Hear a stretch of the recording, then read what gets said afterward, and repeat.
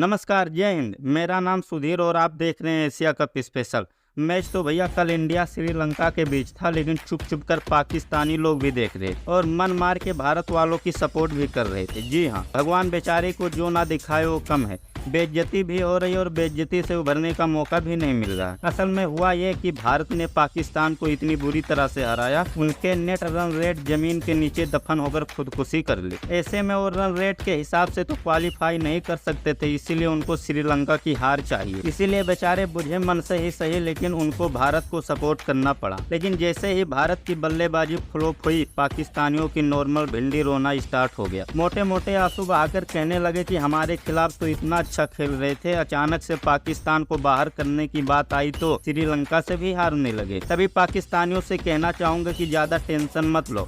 3 दिन में तीसरी बार खेल रहे और तीनों बार हम ही ने डोमिनेट किया है। श्रीलंका को हमने तुम्हारे लिए ही हराया है। हम ऐसे तुम्हें एशिया कप से बाहर नहीं होने देंगे। औकात है तो फाइनल में क्वालिफाई हो जाना, क्योंकि वहाँ तुम्हें हराकर हम तुमसे फिर से पूछेंगे कि सूजी है। हेलो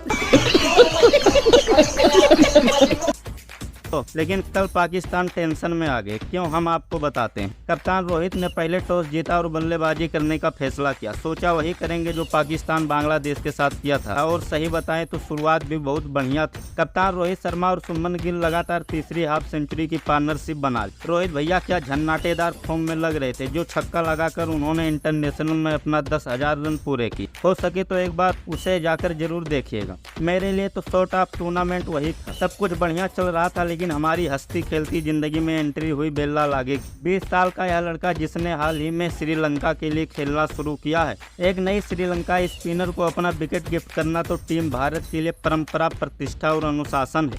अजंता मेंडिस से लेकर रंगना हेरात, हमने सबके लिए यही किया है। बेला लागे ने भी टीम भारत के बल्लेबाजों के साथ मनवा लागे है कर लिया और एक एक करके अपने विकेट निकालना शुरू की। रोहित, कोहली, सुमन गिल, केएल राहुल, हार्दिक पांड्या, भारत के 5 सबसे बड़े बल्लेबाज पांचों के पांचों बेला लागे की झोली में आ गई। हमारी हालत कमजोर होती जा रही थी। हम दुखी थे, लेकिन हमसे ज्यादा दुखी हमारे पड़ोसी थे, जिन्होंने हमारे ऊपर जानबूझकर विकेट देने का इल्जाम लगा दिया। खैर, पिच गेंदबाज के लिए इतनी बढ़िया थी कि श्रीलंका के पार्ट टाइम स्पिन गेंदबाजी हमारी विकेट ले रहे थे। नतीजा ये हुआ कि हम 213 रन पर ऑल आउट हो गए। हमारे 10 के 10 विकेट श्रीलंका ने ले लिए। लेकिन तारीफ करना चाहूँगा हेड कोच राहुल द्रविड़ और रोहित शर्मा की, जिन्होंने पिच को बहुत अच्छे से पढ़ा और इसी वजह से शार्दुल ठाकुर को बाहर करके अक्षर पटेल को खिलाया।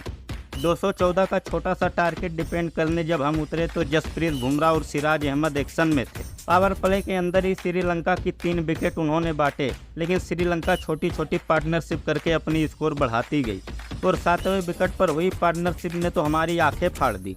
और पाकिस्तान की वो अब छोड़िए, आप जो समझते हैं। खैर, एक बार फिर से श्रीलंका को बचाने आए बेला लागे। उन्होंने टारगेट को बेहद करीब ले आए और ऐसा लगा कि वो आज भारत को छोड़ेंगे नहीं, इस सीरीज वालों से आदि पुरुष बनाने का बदला ले ही लेंगे। लेकिन पाकिस्तान के बाद लंका की लंका जलाने एक बार फिर से अपने कनपुरिया भाई कुलदीप यादव आते हैं। कुलदीप भाई का अपना बढ़िया शेड्यूल चल रहा है। रोज सुबह उठो, विकेट लो और सो जाओ। कल भी उन्होंने वही किया। वो 10 ओवर पूरा करने से पहले अपने 4 विकेट कुलदीप ने निकाल ली और श्रीलंका को आउट करके इंडिया को 41 रन से मैच जिताया, लगभग फाइनल में पहुंचाया। पाकिस्तान को भी मौका दिलाया और श्रीलंका की लगातार 13 जीत का सिलसिला तुड़वाया। आज के लिए बस इतना ही। Thank you for watching. जल्दी मिलते हैं। बहुत बहुत धन्यवाद।